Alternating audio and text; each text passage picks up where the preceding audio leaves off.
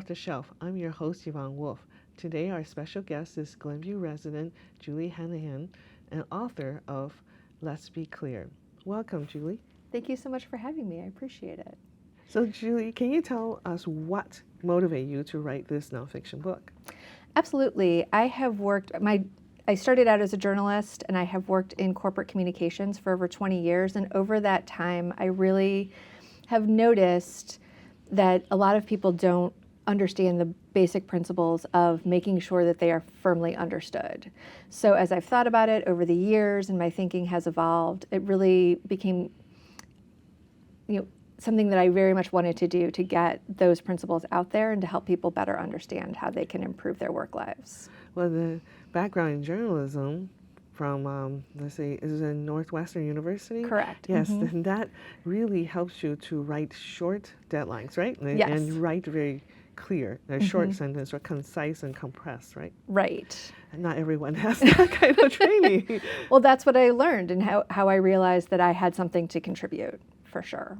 And so how long was this, is this incubation period for the book? Is it a COVID book, may I ask? It's not a COVID book, but COVID played in a little bit. This is something that has been probably, in the back of my mind for maybe even 10 years as I've thought about how I'd like my career to continue to evolve. During COVID, I work on a project basis, and during COVID, I was on a very intensive project.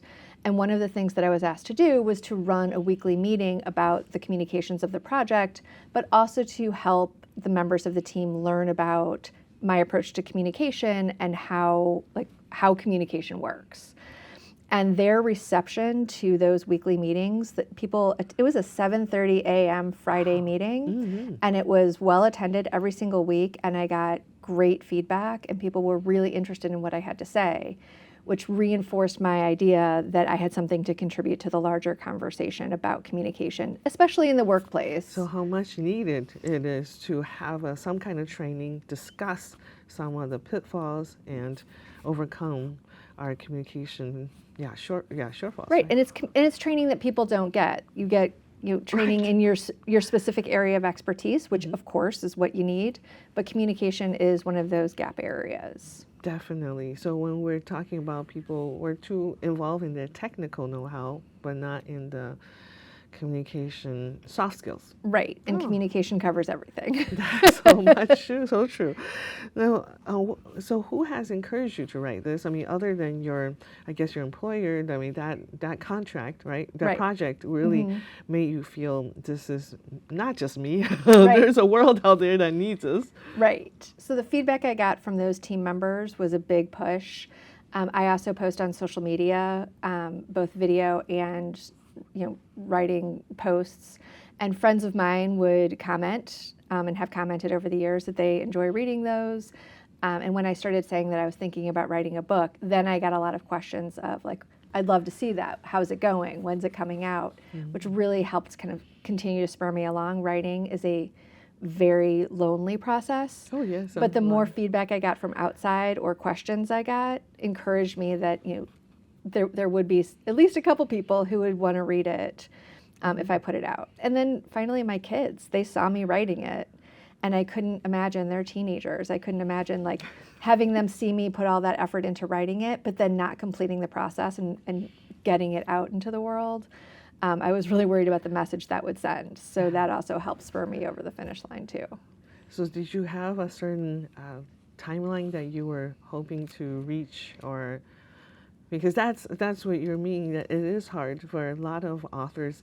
It feels like all that motivation has to come from yourself. Right. But with an audience that you're hoping to reach, did you set a deadline? It has to be done by 2023. Well, ultimately I did. I finally decided I was going to write the book in, I think, early fall of 2022, and I started the process, and then it It was off and on. And ultimately I said, okay, I want to have it out by the end of 2023. And I wanted to have copies in hand to bring to my family Christmas. Oh, like, yes. it's a manufactured deadline, but you have to come up with something. Exactly. And I did it. Like Yeah. I had copies to give out to my family. Oh, that's wonderful. That sounds like the perfect gift. Right. Yeah. So there's, we had a guest who was aiming for her 60th birthday. And Yeah. so that works too, right? Something we just have to, not artificial at all, because it's it's for us only, right? Right. So, and that's Absolutely. Really, and it helps to then, once you have that deadline, to back it up and figure out what needs to be done by when to make sure that happens. yeah, like alarm A much clock. more structured process. Oh, yes, yes. So a lot of work involved. So who is your audience? I mean, were you thinking just people working in a corporate setting, or is it for a certain age group? You mentioned some avatars and helping you to imagine writing to a different audience who isn't like ourselves. Right. That's so important, the avatars. But that was a big challenge for me at the beginning, because ultimately the principles of effective communication apply to everyone in all settings, but you can't write that broadly. So for this book, the explicit audience is professionals working in a corporate setting. Those are the examples I use, the approaches I talk about. That's what's going to be most relatable, or that's the audience that's going to relate most to the actual text of the book. But it is applicable in any situation. The principles, apply. One of my family members is a physician, and she read it and said that it's helped her, and she's applied it to some of her communications. So it works, but my explicit audience is more the corporate setting, because I needed to pick one, right? Yes. We all, that's one of the first questions of book writing. Yeah, Correct. Who is your audience? Well, Absolutely. And of course, you address that in your own book. Yes. Right. Yeah. So now regarding that, emailing is one big topic. Yes. So you mentioned this about emailing. So what is something we often forget that we really shouldn't? Well, I think that for any form of communication, I have a kind of a three-legged stool for communication. But in email specifically, I'll talk about the stool in a second, but for email specifically, what we have to remember is our audience is going to have very little attention span. And we all know it. We all experience that. We have messages coming at us from, in email, if we follow social media, or general media or text messages. We all are getting communication constantly, and to be able to focus attention is challenging. So for any effective communication, you have to know who you're talking to, what your point is, what you want people to think, feel, or do, why are you even sending this message?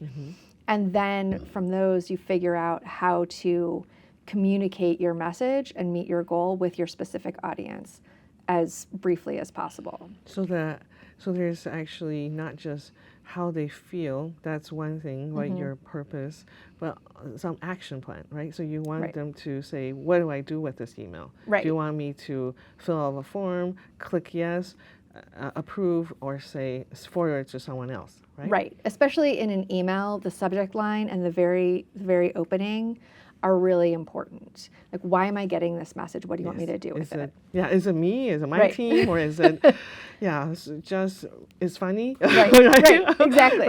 Right. So I can see that. But more importantly, I saw your book also mentioned the tone, like when it's someone on your team, you can say, hey, can you send me that report? But if someone's not on your team, what would you have to remember to do? Right. You have to think about the individual who's receiving it. And this is where it comes in to know your audience.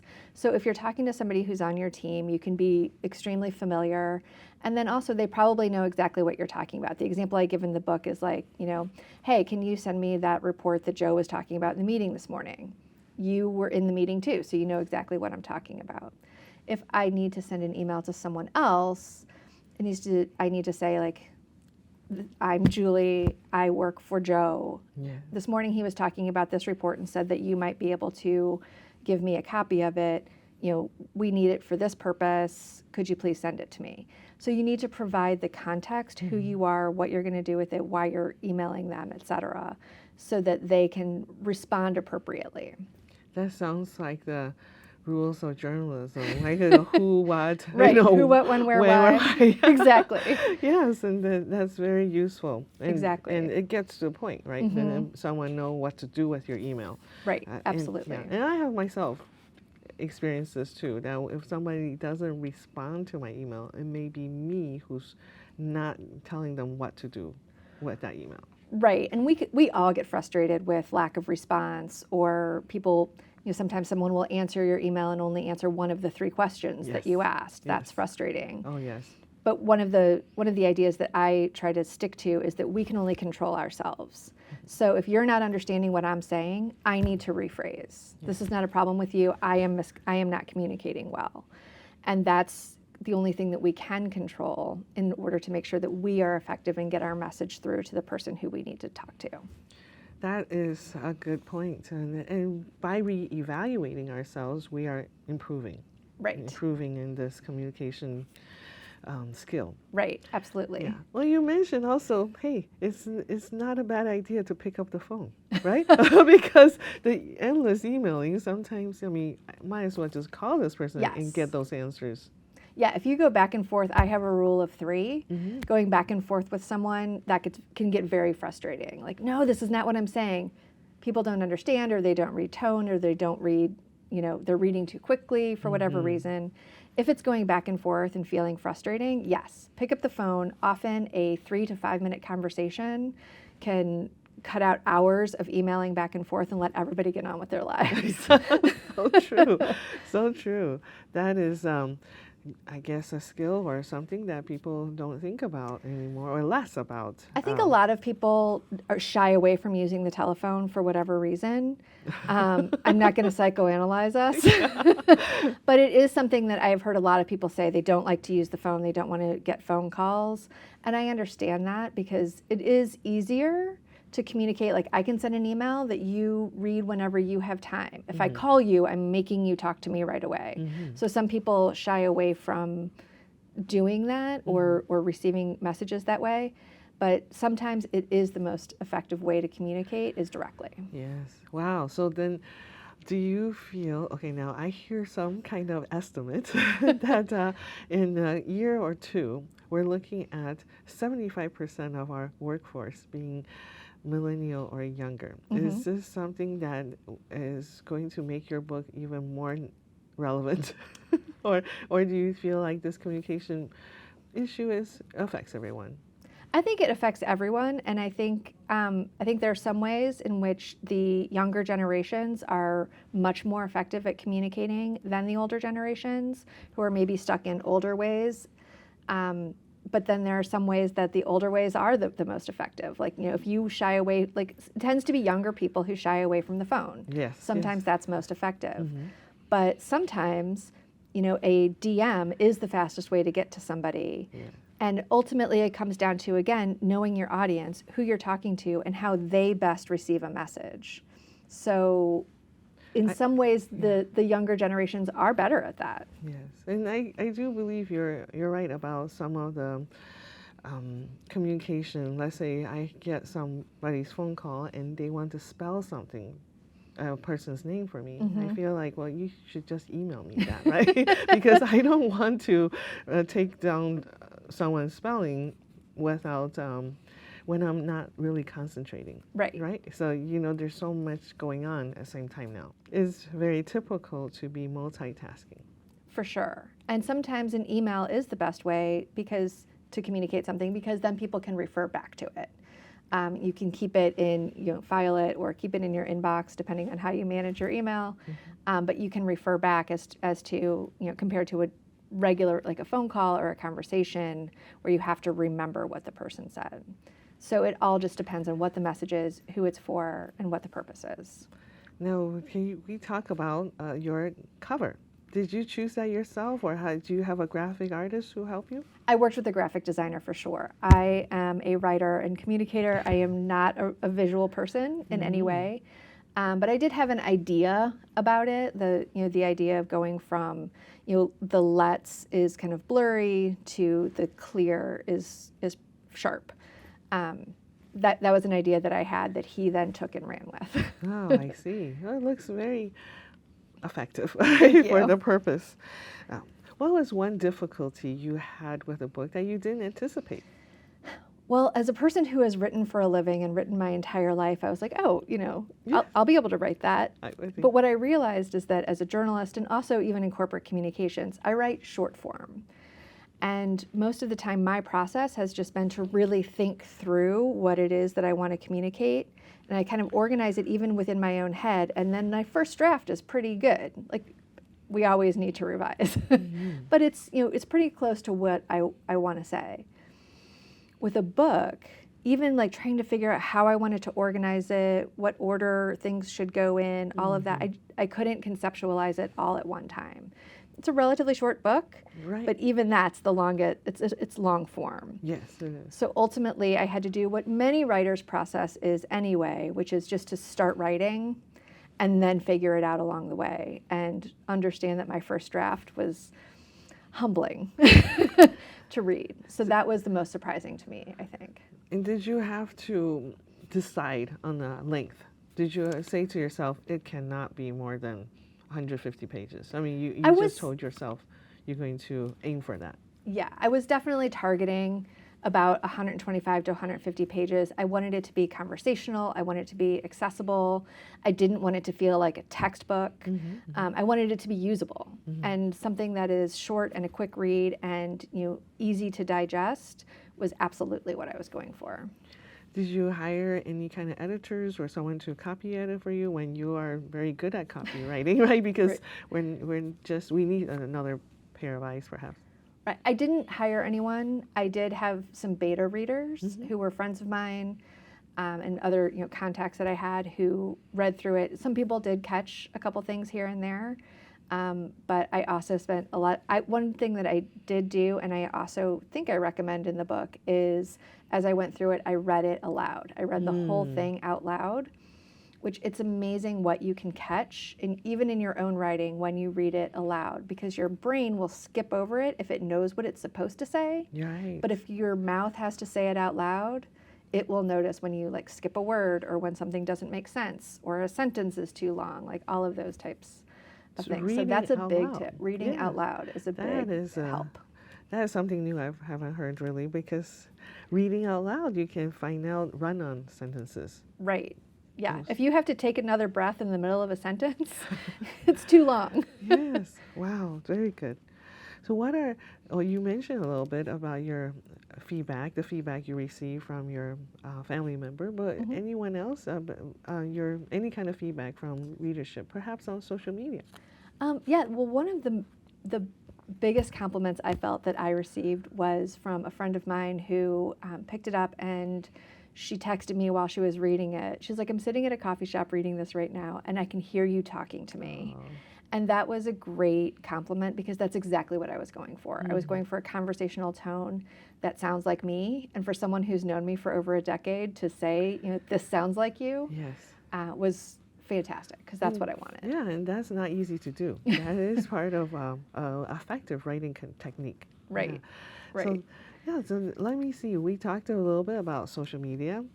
In fact, that's how we met. It is indeed. Yeah. So can you tell us what your exploration or experience with social media? You mentioned some videos you made. Sure. I started, this is going back a while, but trying to just play with some of the ideas that I had, see how much they resonate. I just started making some videos on social media, Instagram. I even I even post those videos to LinkedIn, which occasionally I will get feedback on there too. I started out talking about grammar, style, punctuation, and corporate jargon, and then evolved also into principles of effective communication. So I try to do a mix of it. Mostly I do video. I've ventured into TikTok now as well. And since the book has come out, I've also thrown in some posts about the book. I'm not great at self-promotion, but it's important for people to know that it's out there. And so the way that we met, I had posted probably a month ago on my Facebook just that it was out. And then recently I decided to change my banner photo on my Facebook account to a picture of the book. And that got more traction than the post itself. So you never know where people will see it. And then a mutual friend of ours saw that, decided to buy the book, and very kindly posted about it on his own Facebook and tagged me, and that's how you saw it. So that's how I saw it, yeah. And I read instantly that you're a Glenview resident and author, and we got connected. Absolutely, yeah. So you just never know where it's going to come from. So posting in as many places as possible is the best approach. It works. Now I have another question where you talk about videos. Videos on grammar, on communication, communicating effectively. That doesn't sound visual. It sounds that doesn't sound easy to do. Do you have you? Is it something you wake up at night and say, "Oh, I know how to do this now"? Sometimes it's something I just see, like, through, a normal workday, or, online, or, sometimes I talk about whatever's going on in the public consciousness and how that, like, communication comes into that topic. But it's very nerdy. It can be very nerdy, but what's amazing is there is an audience for it, and people will respond. Do I get thousands and thousands of views? Like, no. But I do get some interaction, and people will say, like, "Oh, that's a good one. What about this word?" Or, this is the one that bugs me. And that's great, because that then gives me content for another post or another video, or even, to put into the book. It generates conversation. Absolutely. Do you use certain hashtags, or? I try to. I have some, like, plain language, hashtag words matter. Those are a couple of my big ones and then, sometimes, effective communication. And then sometimes it's just like hashtag commas, hashtag, whatever I'm talking about in that particular post. Yeah, that is a whole world of learning, isn't it? Yeah. Yeah, and that is part of communication, or else we never find these posts. It's very interesting. So what advice, Julie, would you give for other writers? I think the main advice that I would give is, if you have a point of view, if you have something to say, there is an audience out there for it. And to believe in that, and to believe in yourself, because what you have to say matters. Self-doubt is such a powerful force, especially when you're sitting by yourself and writing, that believing in your own message and your own point of view is so important. Oh, and this book has added a lot new things to our communication style. I mean, avatars is rather a new element or new tool we can incorporate into writing or communicating. Well, it definitely, I'm not sure if it's a new tool, but it's a tool that maybe people don't hear about on a regular basis. And that's why I love the illustration of Warren Buffett, his avatar, and avatar is generally the idea, a single person who embodies your entire audience. And Warren Buffett writes his annual letter to shareholders as if he's writing to his sisters, and that's who he pictures. And that's extremely effective in writing in a clear, concise way for a larger audience, but writing as if you're writing to just one person. So it's so effective. Wonderful. Well, Julie, can you tell us what connects you to Glenview? Sure. Well, we moved up here from the city about 14 years ago now. Our family was expanding. We were looking into, wanting to be more part of a community, and, we'd eventually get into the schools. And so we were looking for a house first, but then we ended up in Glenview, and between our street, our immediate neighborhood, and the community as a whole, it's just been a wonderful place for us to live, for us to raise our kids and engage with other folks. Yeah, we don't live that far from each other. Right, absolutely. Yeah, and it's right in the middle of some parks. Yes. Isn't it just wonderful to be able to walk over and low traffic? Yeah, absolutely, absolutely. Yeah, so it's almost like extended backyard, these parks. For sure, yes. I'm in our local park every day with my dog. Oh, well, thank you, Julie, for being here today. Thank you for having me. I appreciate it. And thank you for watching. Join us next time on Off the Shelf.